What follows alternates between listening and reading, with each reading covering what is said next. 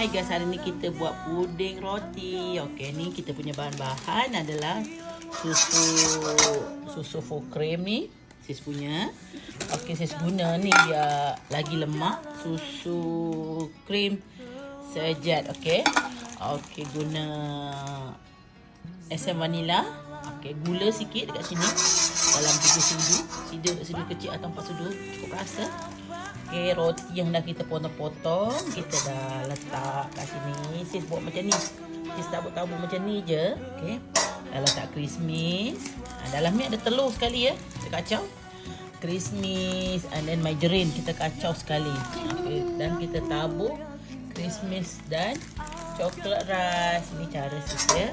Yang ada belen-belen ni kita tuang kat sini. And then siap untuk dibakar. Okey, selamat mencuba puding